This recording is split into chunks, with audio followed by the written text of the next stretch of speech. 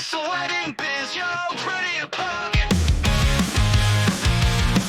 Real stories from suppliers, yeah, just listen up.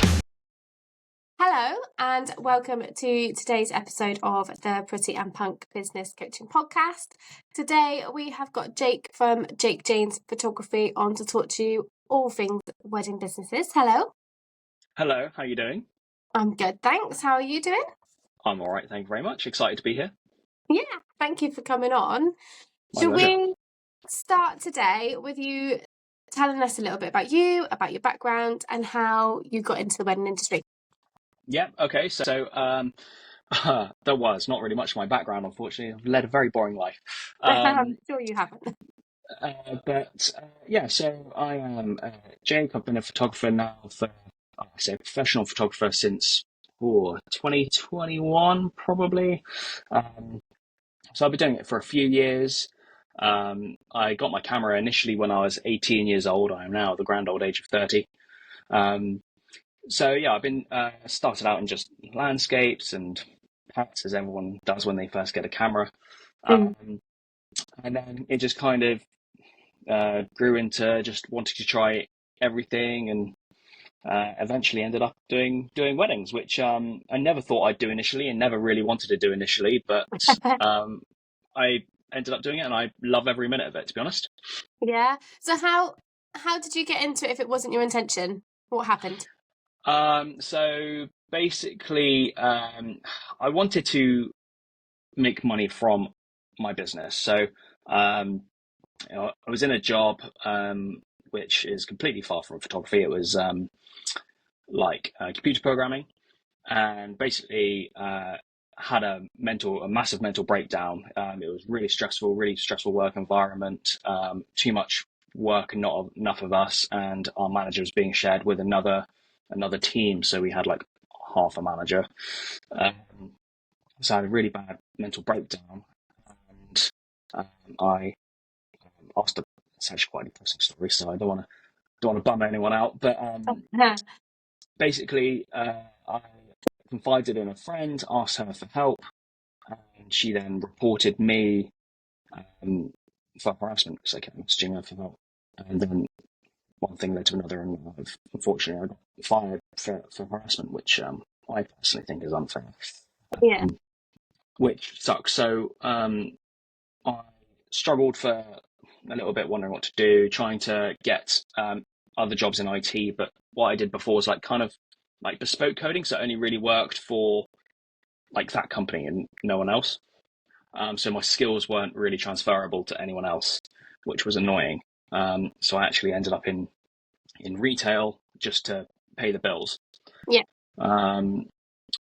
So didn't particularly enjoy retail.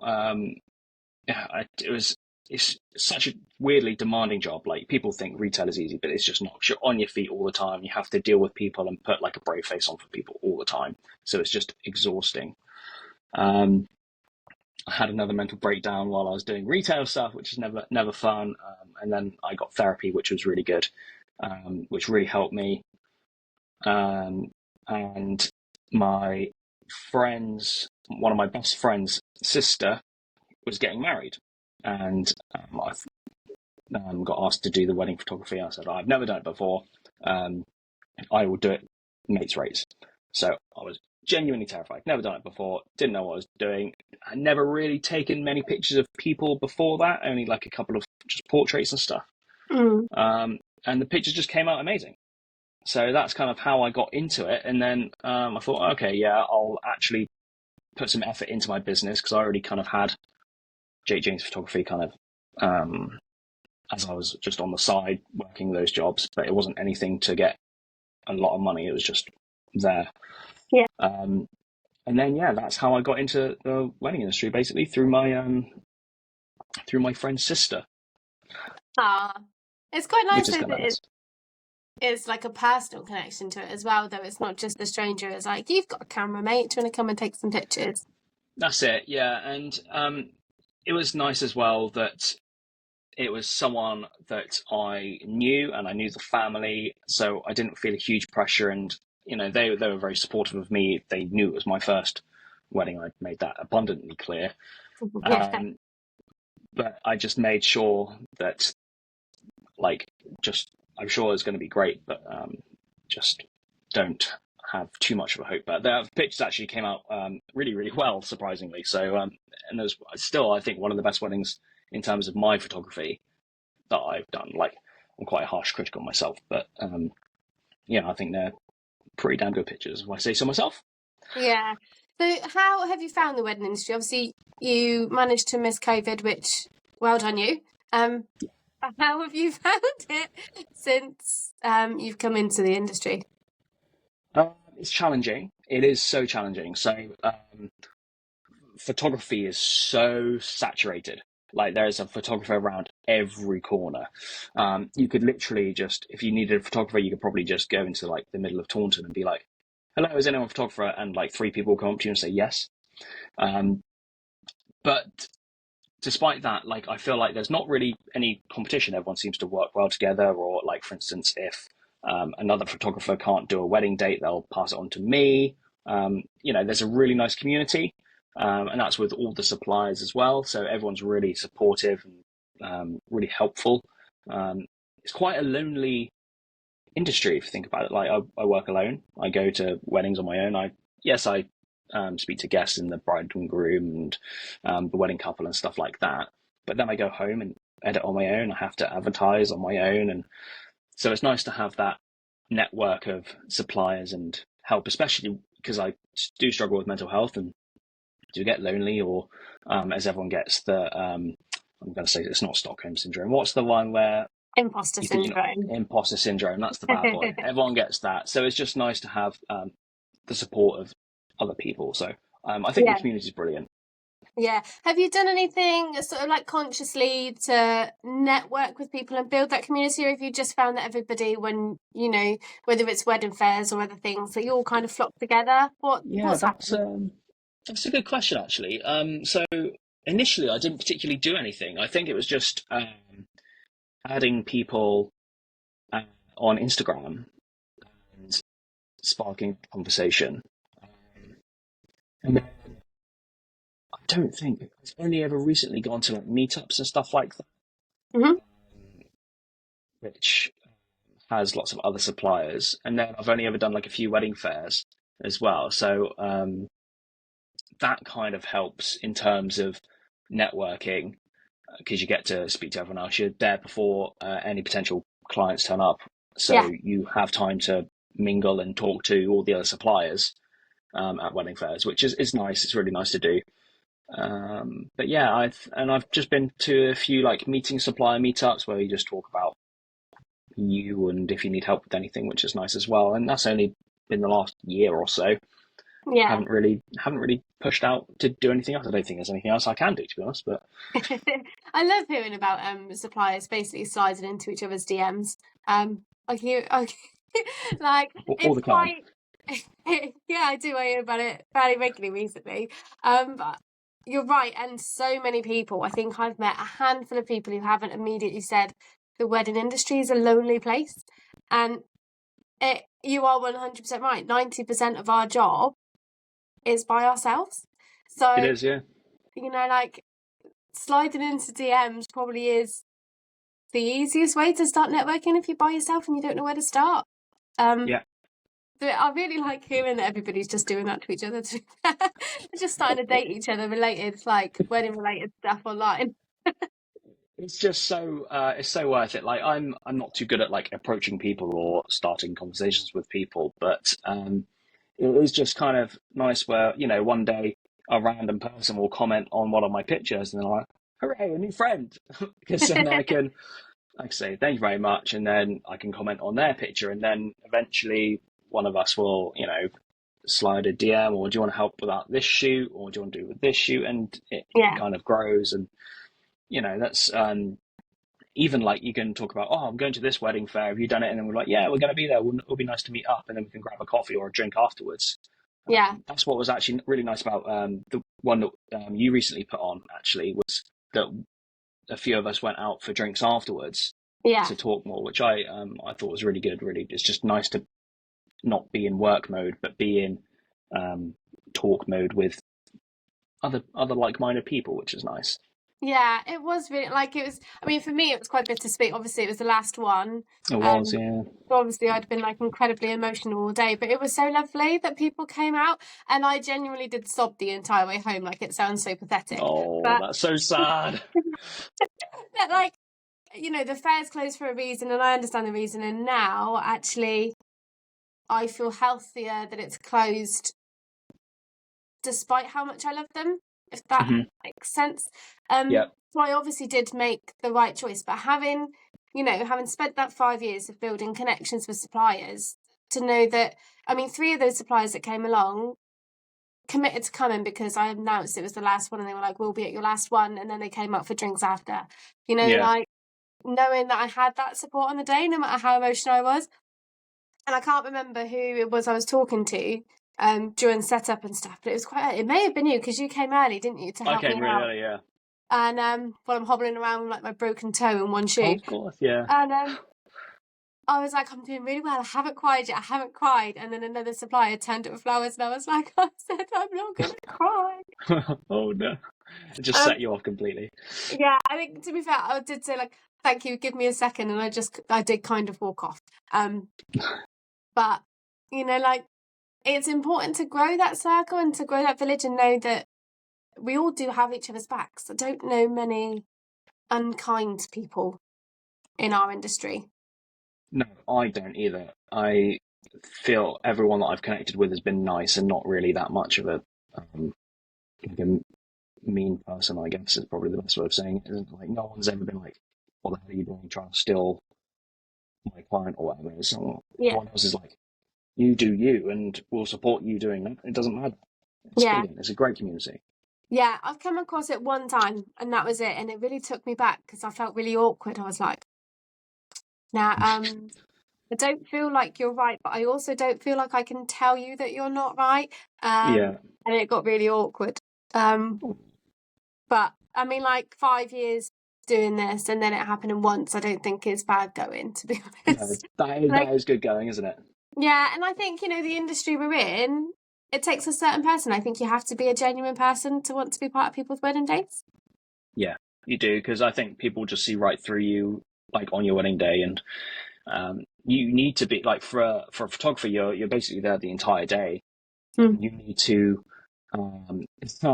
immerse yourself into the family effectively and become adopted for the 10 to 12 hours that you're there, so that everyone's comfortable and happy to be around you and not thinking, oh God, it's this guy again.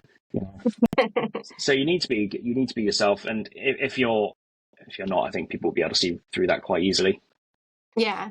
So you mentioned sometimes when you're working by yourself, there's imposter syndrome. Mm-hmm. The monster that I think we all face often. How do you handle that? I don't. I really struggle. I am really harsh on myself. I'm really, really harsh self-critic, only because photography, you kind of need to be a slight perfectionist. If you have like the smallest thing that's just in the foreground, you need to be able to see it and you need to remove it. And it could just be like a leaf that is orange on green grass that just looks out of place. Just need to get rid of it. So if I see that I've missed something like that, I'll beat myself up. And it's really hard seeing. I mean, Instagram's the worst. In fact, it's great, but it's so bad. Everyone compares on Instagram, and you really shouldn't. And I tell myself this all the time. But when you see other people's pictures from wedding days, and you think, oh, they're really good, and mine are really bad in comparison. Am I like good enough to do this? I don't really know. So there's always that in my mind. And I've now kind of limited myself to following photographers because that, I guess that's a kind of a way that I kind of deal with it in a way. So I'll only really follow experienced wedding photographers because I can't compare because they've been doing it for years and I've only been doing it for not very long in the grand scheme of things. So it's probably the way that I deal with it best. But even so, there are people in the same boat as me, has not been doing it very long and still putting out pictures. I still think, oh, I don't know why, because mine aren't that good all the time. So I've never seen a bad photo that you've taken and posted online. oh, thank you. That's very kind. Just to take that niggle out of your brain, and maybe it's my opinion, or probably not only my opinion, because I know how you've done this year compared to other years. We've talked about this before. Yeah. And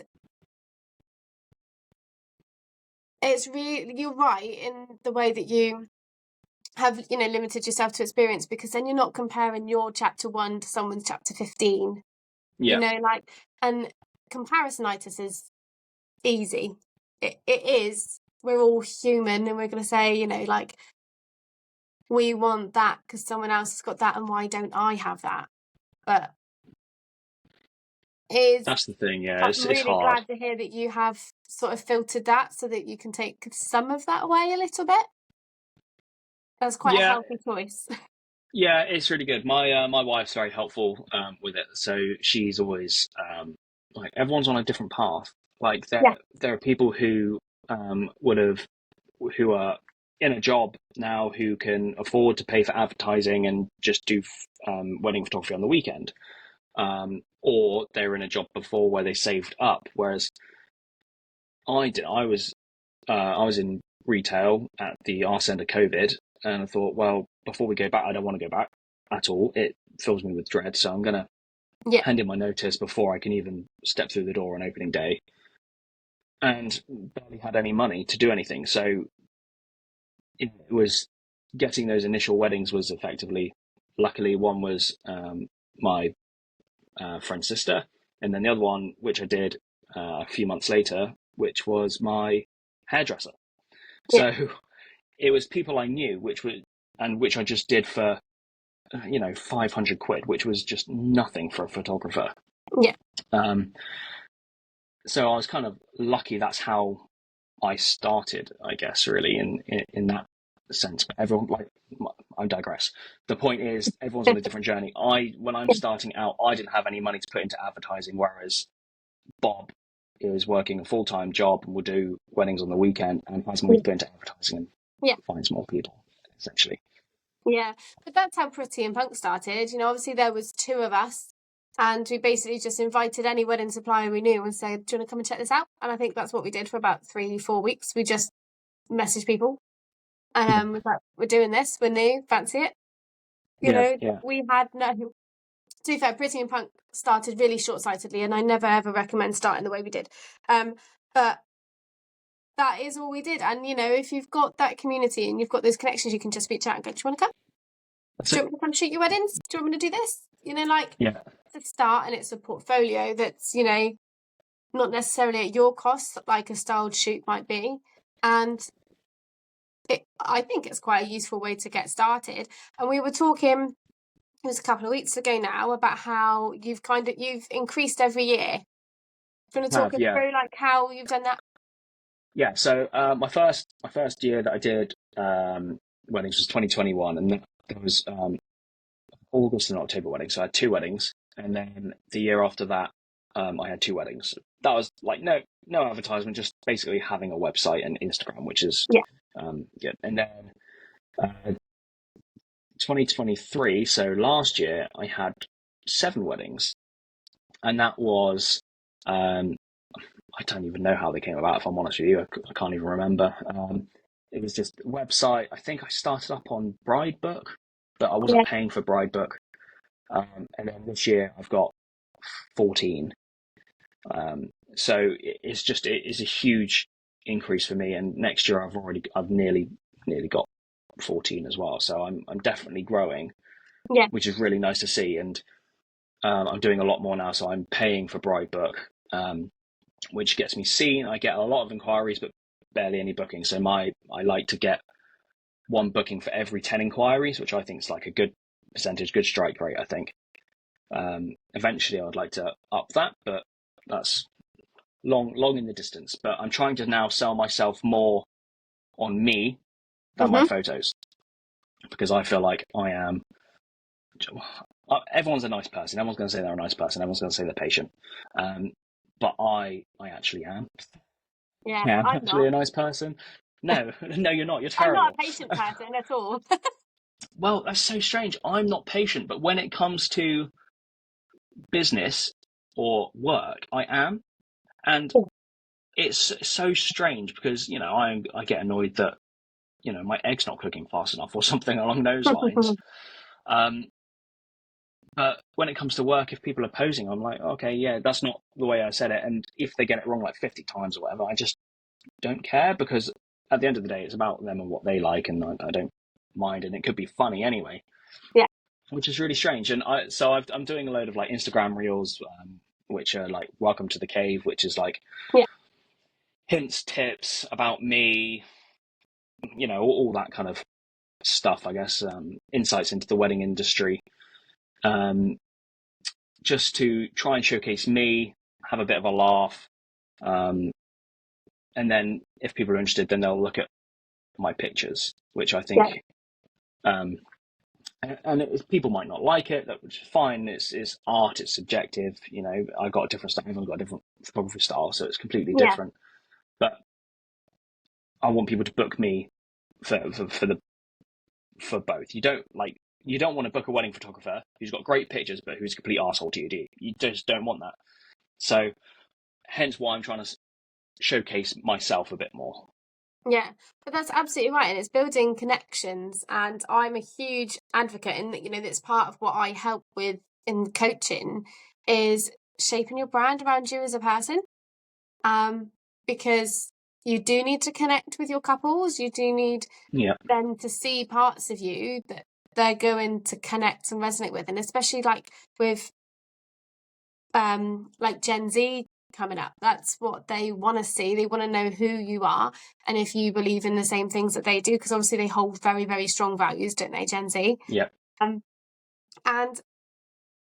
by putting yourself out there and by saying, like, I'm Jake, I'm in my man cave and I'm doing this today, or this is what I think about this situation, like Sepia Bride, or I probably say that wrong, but all those, bits of opinions and stuff. I mean, as long as it doesn't get political or religious. Yeah, that's the thing. Maybe that could be too far. But do you know what I mean? Like, just letting out bits of you and a bit about your history and about your background. Someone will connect you with something. I talk a lot about, I really love Britney Spears. I love Enter Shikari. I'm a mum. I have a Staffy. I talk about all those things. I like going to festivals, things like that. And that's, some people will connect me with that. I've spoken to someone on a podcast who always photographed Slam Dunk, and I went to Slam Dunk and I would have been there at the same time as her one year because of Enter Shikari. So we were having that chat about bands, about, being elder emo and all that jazz. And it's like, they kind of buy into me because of those things, and that's what couples do with their photographers and their videographers and anyone else on the day. They want to know and like things about you too. Yeah, I think that's it. I've got a couple who I'm photographing in late October, and they're thinking about having their first dance to Enter Shikari. I can't remember what song they said it was, which I think is really cool. And I'm a metalhead. I like my metal music, so I included that in one of my videos. Yeah, this is the kind of music that I like to listen to, and I put a wig on and just jumped about in my office just because it's funny. It doesn't sound funny when I say it like that, but it was relatively funny. It does. Yeah. Something along those lines, even like down to what I wear on a wedding day. I went and got one of my wife's like vests and just put it on and made a joke about, oh no, that's my weekend outfit. It's just something like that to try, like you say, grab people's attention or have a laugh. And because I'm not that serious. I'm serious when I need to be.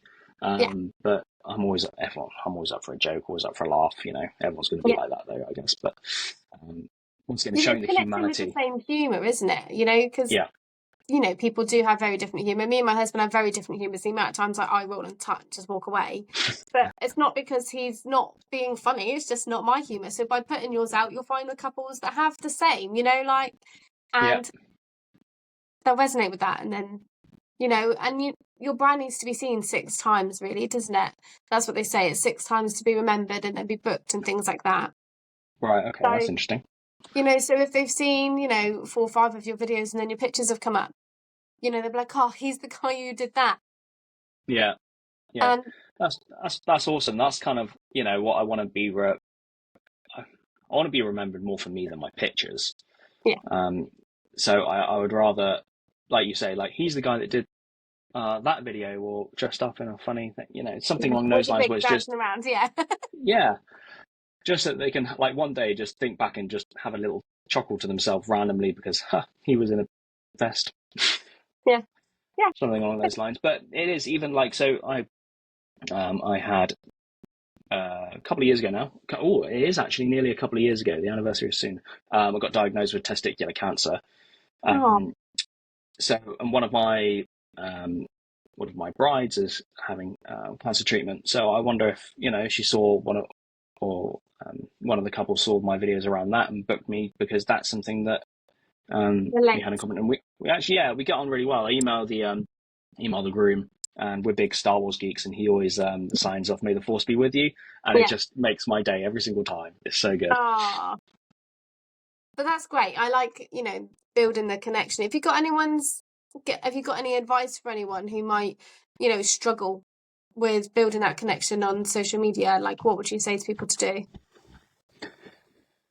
It's just consistency. So if you want to make content, I would basically just say make a bulk batch.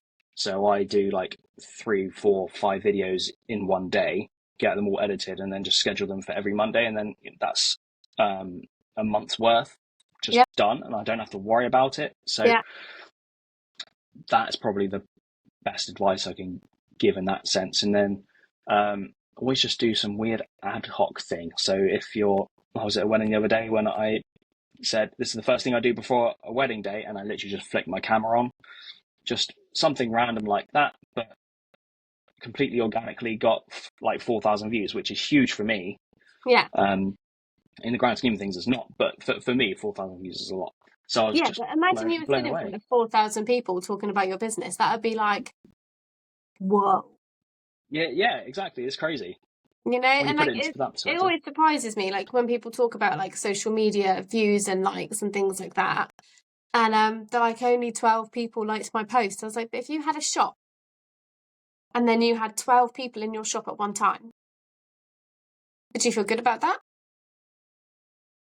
And like, imagine it was 4,000 people in front of you getting engaged, and people just saw that video, and they were probably expecting you to say, oh, I always do a cartwheel or I do a big yoga session or something before, obviously you're getting that hook kind of thing in. And but that's 4,000 views on your business, 4,000 people going, oh, he did that reel and I was expecting something, but that really made me laugh. Like it's all about eyes. And I always try and say to people that, the metrics need to convert to something, because some people go viral, but they're never getting sales out of it. And sales is the metric you need to think about. Does that make sense? Yeah, it does. It does make sense. And it's, as well, like the going back to like the likes, that like I am very bad at looking at a picture and going, oh, that's nice, and then just not liking it. Yeah. So that doesn't necessarily mean that someone doesn't like it. And views are more important anyway. I'd rather have just loads of people seeing me or my work rather than having likes. And I think Instagram's kind of shifted towards more like TikTok, I guess, more viewage than likeage, if you will. Yeah, and it all just needs to translate, it all needs to convert, but it's just one of those extra touch points, isn't it, of getting your brand out there. Not every post is going to get a sale, not every story is going to get a sale, but ultimately you want to find a way to convert them into that, don't you? Yeah, you do. Yeah. You do. And that's why people buy people, so that's why you do videos or pictures of yourself. Absolutely. I mean, on my own West, I didn't do it. I had to go and do my face before we came on this podcast, because I was like, I've been at work all morning, and I look like I've been at work all morning. And so yeah, like people do buy from people. That's why like I share like the snippets about me, but I hate putting my face on there, and I need to get better because I know I need to. And I tell other people to do it, and then I'm there like, you go do it, but I'm going to sit on my sofa and I'm just going to play something different. it took me ages to get used to looking at my face and hearing my voice. Yes. It's just like, what am I doing? This is so cringy. But the more you do it, the more you get used to it, and the more it gets better, and you Yeah. become and more streamlined in how you deliver things and stuff like that. So, it's practice makes perfect, isn't it? Is simply that in action, and you're watching you start off and then get better and better and better, basically. Yeah, 100%. I remember after the first podcast that I recorded for this brand new podcast, which has only been going for about 4 weeks, it's still relatively new. But I remember recording the first one and then immediately like putting my phone down and doing school run. And one of the mums was like, "Are you okay? You seem really flustered." I was like, "Oh, just recorded a podcast." It felt really intrusive. And she was like, "Why?" And I was like, "Because it was my face and my like 12-year-old sarcastic little girl voice, and like I had all these reasons in my head, and now I'm like, do you know what, just make sure your hair's brushed and you've got foundation on, like, because it doesn't really matter." It doesn't. I don't think people care what anyone looks like. I think everyone always cares about what they look like. Hence why people dress in fashion items. Yeah. But no one else really cares that much. No, and I do like, it's 100% right. Instagram and TikTok, obviously, things like that, Pinterest, because of the filters, etc., it is very fake, and we do all need to show ourselves more organically. I mean, I really hate the term authentic self, because I feel like if on Wednesday you're being your authentic self, here are you on Monday and Tuesday. Like, I strongly believe you should always be yourself. I'm just, I'm almost 40, so obviously I'm just a bit self-conscious about my face. Oh, don't be silly. You look... Yeah, it's, I don't know, just age, but I need to get better. I do need to get better. So, well done, you. Great, don't worry. Thanks. So, since you've come into the industry, what is one thing you can really say you're like incredibly proud of? What's your most proudest achievement? It's got to be my growth. Yeah. From start to where I am now. From starting from basically nothing and like no money and like struggling to get by to, well, still having no money to get by, but having more bookings, and just seeing myself grow. Like, I went through 2 mental breakdowns and a cancer diagnosis, and I am still going. I think that's pretty good, and I find it really hard to, when people ask me that, what are you proud of? I always go, I have no idea. I feel like I haven't really done anything. But just being able to see my growth, in an actual fact, being able to see 2 weddings, 7 weddings, 14 weddings. Yeah. I can't not be proud of that, because I started from nothing and I'm now gaining, which is great. Which I have to keep reminding myself, and on my down days I always look at my folders, and always click into them and be like, oh, there were 2 weddings there, 7 weddings there, and now look at all this massive names. So it is nice. It's nice to see. Yeah. Like, when you sent me the email, because obviously we had a little bit of a chat before this, and then you said that that's what you'd managed to do, and I messaged you separately, didn't I? Like, that is incredible. And it truly is. And please hold on to that. It really is incredible to grow, and to be doing it almost organically as well is fantastic. And genuinely, you must have a much stronger mindset than you give yourself credit for, to still feel like after all of that, you're saying like, oh, I don't know how I got here. It'll be your mindset, despite whether you've had a few setbacks and things like that. That's what got you through, and you must be a bit stronger than you give yourself credit for, I reckon. Yeah, I think so. I think a lot of it comes down to the therapy that I had. Yeah. Mr. Morale was my therapist, and I thank him every day for saving my life. He is just a brilliant man. Yeah. And he just gave me the tools. That's the thing. Like, therapy isn't about instantly making you better. It's about giving you tools so you can continue to work on yourself. Yeah. And everyone has their up and down days, like so do I. But he's given me the tools to be able to cope with my down days. Sometimes I just can't be bothered and just want a complete day monging in front of the TV or on the PlayStation. But other days I'll actively be like, okay, fine, I'm just going to get this done, and then as long as I've ticked that off, then that's a good day. And Absolutely. it's just stuff like that. It's just small baby steps which might not seem really really good, I guess, like, oh, just writing one blog or just adding something to the website.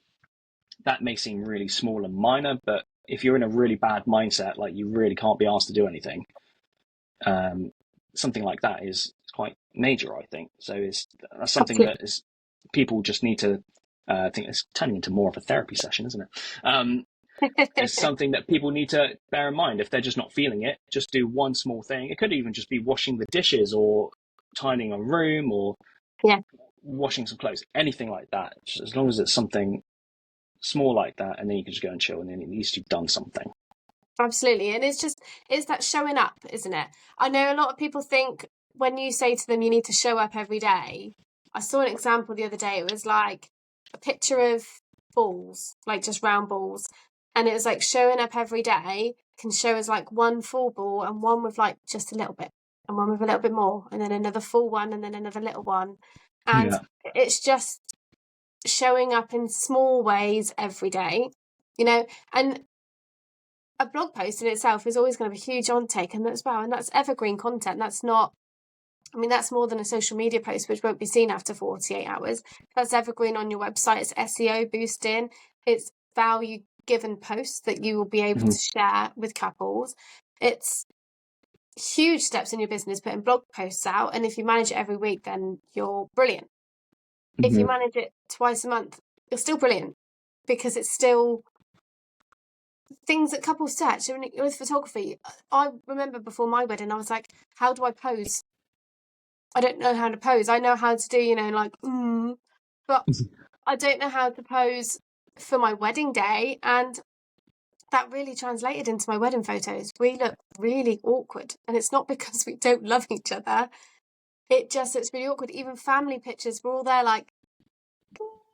That is probably down to just choosing the wrong photographer, though. It was my uncle. It was my wedding photo, like my wedding present. Okay. So see, that is not first person that's said they had a family member do it as a wedding present, and it still be quite awkward.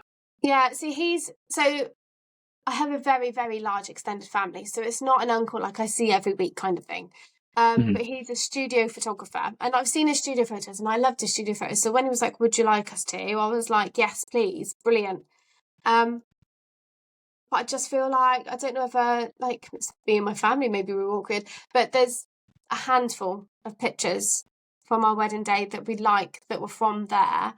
Other ones are like like natural behind the scene ones that friends have captured kind of thing that we like. But he did come round after our wedding. I think it was about a month after our wedding. And he'd got a picture of us as we were leaving the church. So just as you're coming out like the arch doors. And we just went like that, really like we would at a nightclub kind of photo. And he got that made into like an acrylic frame. And we love that picture. But that's more, it wasn't posing. It was just he was there and we were like, ah! Like we've done it. I think it's hard. I think quite obviously a lot of people don't know how to pose because they're not models. Weirdly, I've written a blog post about this recently. I'm storing up all of my blogs until I have loads, and I'm just going to release them weekly. But it's about comfort. So kind of a catchphrase that I really want to kind of start getting out there is comfort is key, and people just don't know how to be in front of a camera or awkward. So the ways you can do that is picking the right photographer for a start. So make sure that they are more of a friend basically than an actual photographer. And also make sure that like if they offer like an engagement shoot, you do that, because that also helps as like a warm up. Basically, it's really, really helpful. So things like that, which can help cure the nerves and help with poses. And would you say that you guys were a posy people, or you would rather like having candid shots? Um, I think beforehand we thought we'd be fine, Yeah. Okay. and because we are very comfortable with each other, and we were like, oh, it'll be absolutely fine. It's just we've Mhm. got to hug each other a little bit, and then we'll stand next to our parents and we'll hug our parents, and it'll be fine. But I think just on the day, I don't know if it was early start, wherever it was, and my husband was still drunk from the night before, but it it didn't go as we hoped. And we're going to renew our vows next year, and hopefully we said we'll just get some family pictures, the four of us kind of thing, and then we're still going to get dressed up as if it's our wedding day. Yeah. Nice. And then just have a piss up after. But I feel like that's probably going to be more us, because it's not, I don't like attention on me. I think that's the main thing. I'm very, very self-aware. And being stood up there for half an hour with people watching me get married was awkward enough, as to then go outside and have people stare at me while I had my picture taken. I probably was the cause of it being awkward. Right. Okay. I see.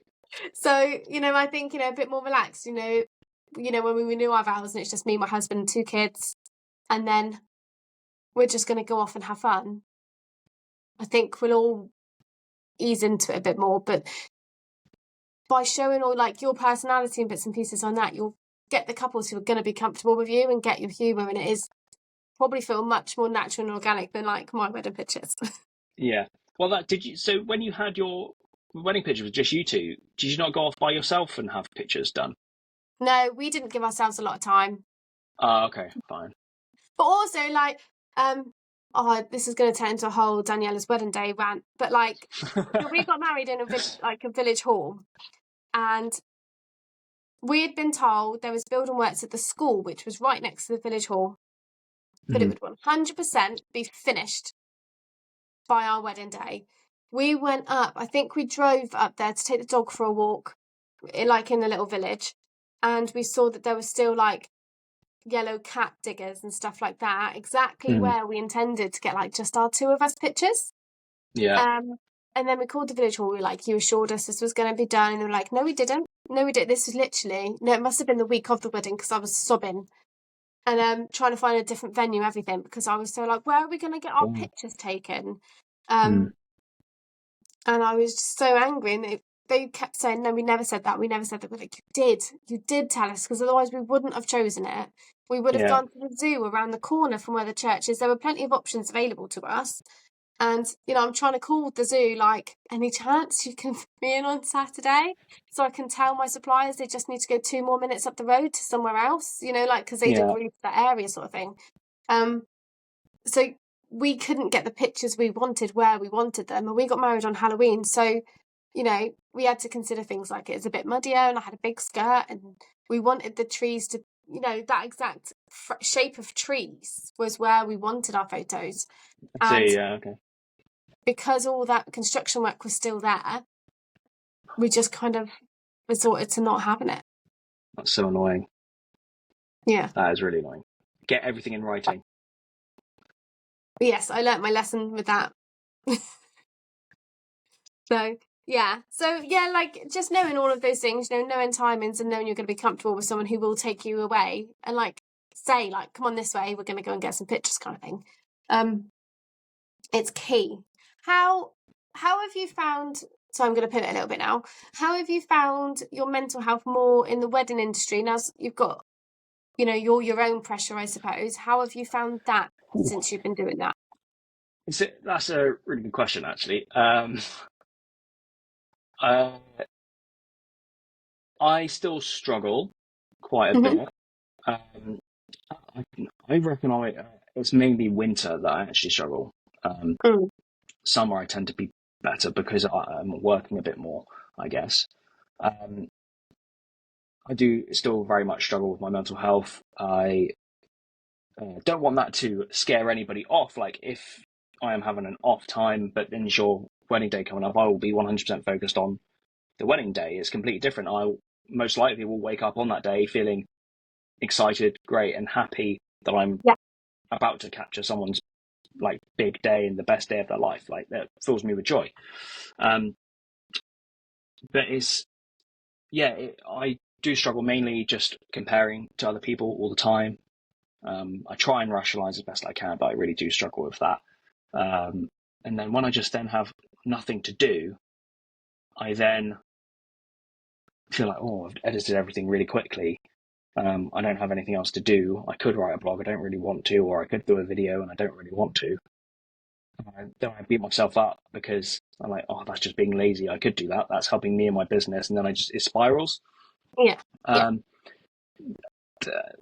and I just need time to decompress, I think, and just ride it out. And then a couple of days later, I'll just be absolutely fine, in the mood to do a video, and then smash out 5. Then in the afternoon, I will smash out 5 blogs. And, it's just, that's the weird kind of mindset, is I think all or nothing. It tends to be. But do you think that kind of helps with the pressure? You haven't got somebody breathing down your neck saying, I need this by 5 o'clock. Because I know I find that with myself, I find pressure-free works better. It does, yeah. I think all of my managers were always wrong.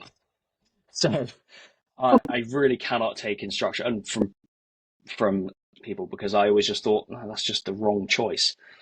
So being able to be self-employed, and today I sat out in the morning, had a coffee, wrote a bit of a blog outside in the sun. You don't really get to do that if you're meant to be working from home, I guess, or in an office.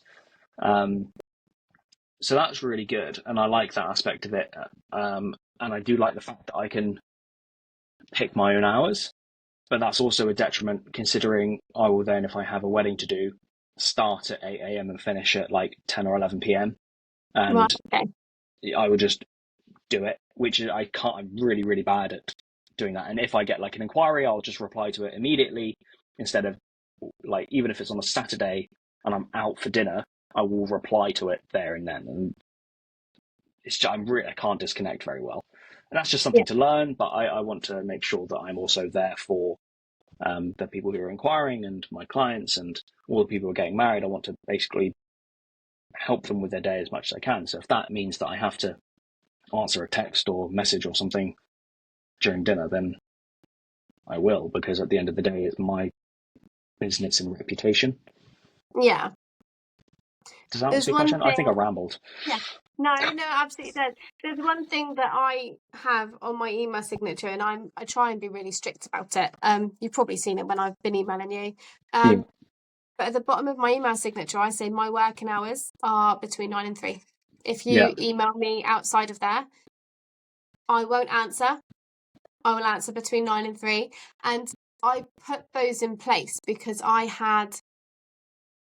got to a bit of overwhelm, because I was like, people were messaging me and it could be 9, half 9 at night, or it could be 7:15 and I'm putting my kids to bed, or it could be talking to my kids and someone called me and I feel like I've got to answer. But then I set the expectation that I wasn't going to. So if they called me, then I'm not answering them, kind of thing. Yeah. And I found that really helped, like, set my time block things. So like you say, you do your recording on a Monday, but then you'll schedule them for every Monday for a month, so you only have to do it once. That's a really, really good example of how to like block your time and make sure that you're still showing up even on the days you don't want to show up. I think that is brilliant. And it meant that, if I was having, a kind of a day, if I wasn't really in the mood, I could not be in the mood 9 till 3. But if I just sent like an hour's worth of emails, I could do nothing. Yeah. And it really helped. I had one supplier who, and that was the snapping point, to be fair. I had a supplier who would always call me about 5:15 and would start the phone call with, I know you're with your kids, but. I'm like, no, there's no but, because my kids are the reason I work, and I work between 9 and 3. And it did get to a point I snapped and I was like, I work between 9 and 3. I'm sorry, I'm busy. And I think I just went. I had got to know her, and it wasn't like I was being abrupt or rude. I wanted to reply to her, but then like the look on my kid's face, and I was like, I need to not do that. And it's one thing I recommend to everybody is set the expectation and set a boundary. just for work-life balance and a bit of headspace. Because then, I mean, if you're going out to dinner, that's your evening off. And I know if Yeah. I answered an email or if my husband answered a work email and we'd gone out for dinner, I'd be livid.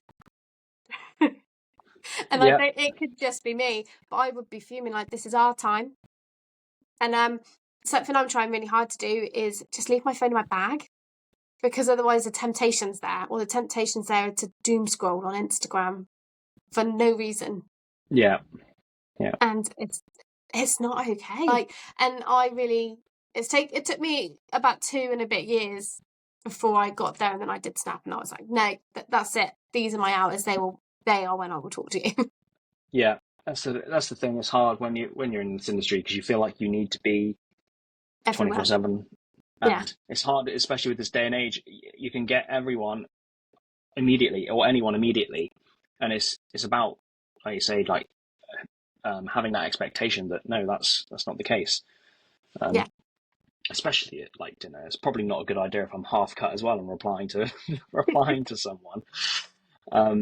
But it's something that, yes, I do need to get better at. But at the moment, I think because I'm still I wouldn't call myself established. I'm still growing.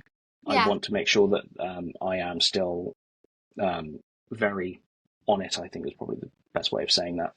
Yeah, absolutely. And I genuinely, I did exactly the same. And I'd be out and I'd be replying, and I would be at gigs and replying. Like, it isn't that. That is why I did end up snapping, because I made myself so readily available to everybody. So it's kind of a slap on my own wrist for like, it's your silly fault. That's kind of like how I felt. It's your fault. So just say no. So I had to, and to be honest, it helped with my kids. You know, like, come home and I do their homework with them, and it means I fully focus on their homework with them. And it, for me, for my life, it just works so much better now. Yeah, I think that's really good. And I don't have kids, so I don't have I don't have to focus, I guess, on that. Like, so it's really good that you've done that, so you can spend time with your kids. It's precious when they're growing up. But I don't have that yet. But I guess soon, eventually, I'll be able to. My brain kind of is like, I would literally just be sitting watching TV or anything now anyway. So I might as well reply. Yeah. So do you do any sort of goal setting? Sorry, that's just popped into my head. Do you do any sort of goal setting around what you want to achieve monthly or quarterly? So I did initially want like a wedding or weekend, which I thought would be eventually doable. I'm kind of getting now. I've theoretically got a wedding a month,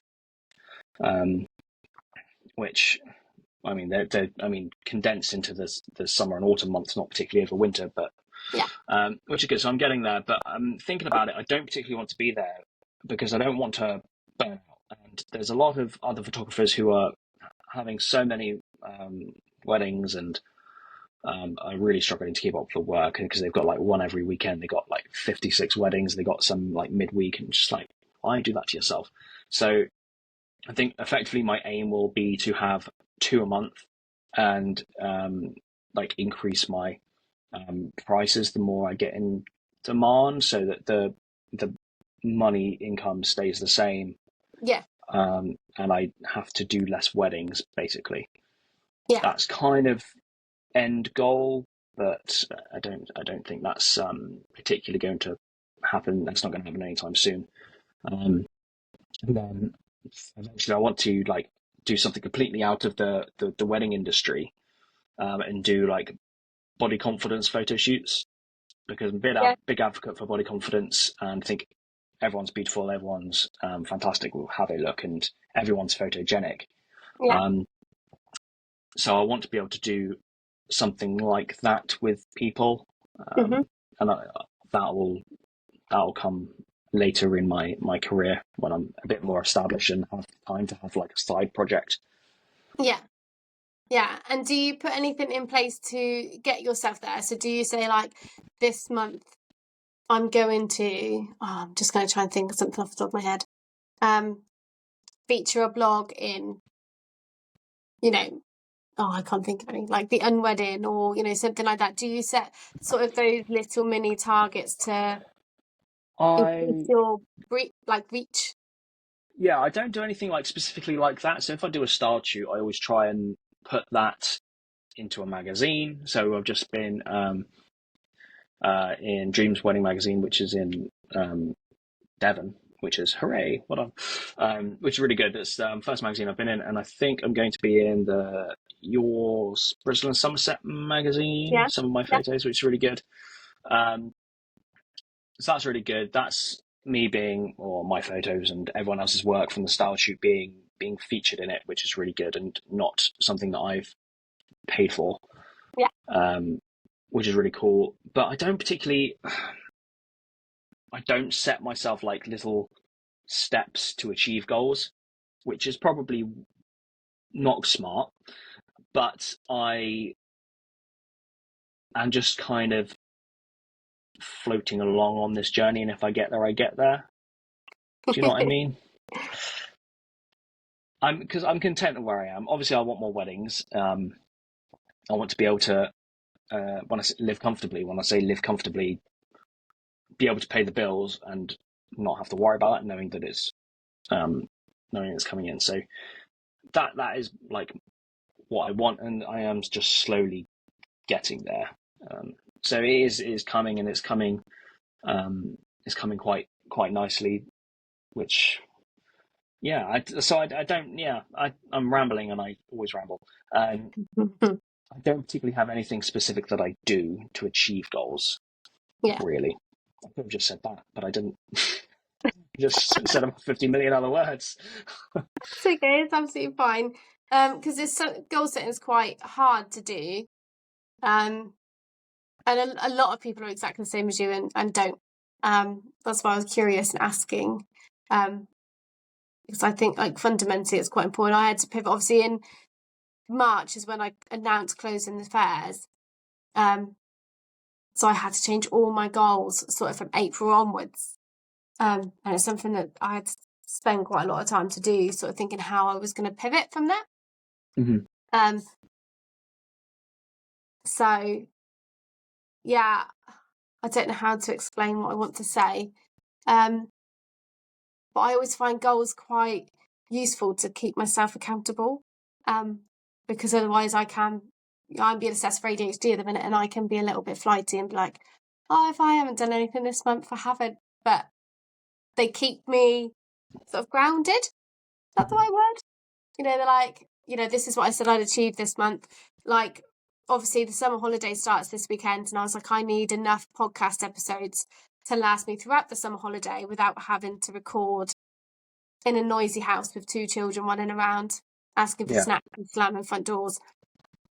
So I had to make sure that I set those goals. I triple booked myself this week, and I had to ask you to do it a little bit earlier, but I had to like make sure I had all those lined up ready to sort of prepare me for it.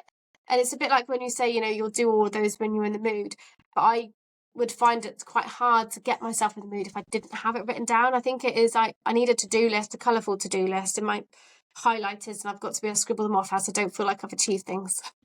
Oh, right. I've got a to-do list, which has been a to-do list for a couple of months now, and I have not touched it at all. It's just there on my computer, and it's just there in the corner of my eye. And I'm like, oh yeah, I should do that. And it's just things like adding pictures to my website. There's nothing too difficult. I just really can't be bothered. Oh no, I'm really old school. It's in a notebook, and they're all handwritten. And I go through all of them. I've got 5 pastel highlighters, and I do it in like rainbow order all the way down. And then I have to make sure that I've scribbled them out. And like I've done that for years now. And like, but and it sounds really silly, it is completely just my brain, and it may not be for anyone else. But if I have a to-do list and it's not highlighted, it's almost like I'm like, oh my God, that's a really long list. And it may not be. Oh, that's interesting. Yeah, and I really need like the colours. If it was on a screen, I'd go, no. And I wouldn't do it. But it's handwritten. That's so really interesting. Yeah, I need it. It's a bit like, I've said about it before. I drink coffee at my day job, but I don't drink coffee at home. And I tried taking my tea bags into work because I only drink Twinings tea. And so I took my tea bags into work, and because without thinking, I just went to drink my drink, and it was tea and not coffee. I was like, ugh. But it wasn't disgusting. It was all just out of context. And it's little things like that. So I have to do all of those things to prepare myself to work, as I can't do my job.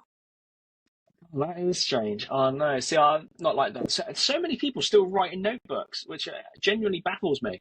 I have about 12. Genuinely does. Really? Oh no, Yeah. to be fair, I have my handwriting is like a 5-year-old's, so that's probably the reason why I don't write anything. But everything is all computerized just to makes it easier. I know where everything is. I can't lose it. It can't burn up. It's just there, Yeah. always haunting me. I love hearing different people's ways of working. Oh, it's so interesting. I get my desk is really messy at the moment, and it's stressing me out beyond belief. But I don't have anywhere to put things, so I need to find a thing placement thing. Yeah. A drawer. Yeah, I'm horrendous on my desk because I keep everything out so that I know exactly where everything is that I need it. And then my husband will use my computer and I'll go upstairs and my desk is clear and I'm like, Uh-oh. oh God. And I'm like, now I don't know where things are. And he's like, I've tidied your desk for you, by the way. Like, all like annoyed because I'd left it messy. And I was like, you've just ruined it, actually. yeah. And I was like, I'm going to have to find stuff now. But yeah, I like, it's different people's mindsets. Like if you're happy going with the flow, it might work better for you. But I'm definitely a written down, tick it off, colourful list person. Yeah, well, that sums you up beautifully, actually. I think that's and your personality is exactly like that. I'm colourful and I'm friendly. Yeah, exactly. I have got one last question for you. And okay, hit me. One that I ask everybody, but I don't tell them I'm going to ask them, so it always trips them up if they've not listened. If you met a brand new wedding supplier coming into the industry and they asked you for one piece of advice, what would you tell them? Ooh, what kind of wedding supplier is it? Any. Oh, network. Network. Just to network. Yeah, I think that's the best piece of advice. So I have a mate who wants to get into video, so I helped organise a style shoot once, and I got him into that. But then from that, he's done some shoots for the hairstylist who was on that shoot and stuff like that. So that kind of helps. And I've brought in, I did have a second photographer who's come to one wedding and is going to do another one with me later on in the year as well. And that was just someone who wanted to get into the industry, and you just ask. So Facebook's a really good place to ask, or if you follow someone on Instagram, just ask them if they could shadow you or help you or something along those lines. And I'm more than happy to help people get into the industry. I'm not like a gatekeeper where, no, we have too many photographers. If you want help getting in, then by all means ask, and you can come and shadow what I do for a day. So yeah, networking is probably the best way of doing it, because that's how you find people and get into shoots, and then they might recommend you for a wedding. This opens up everything for you. Absolutely. Community is key, isn't it? It is. It really is. The wedding biz, yo, pretty punk. Real stories from Sapphire.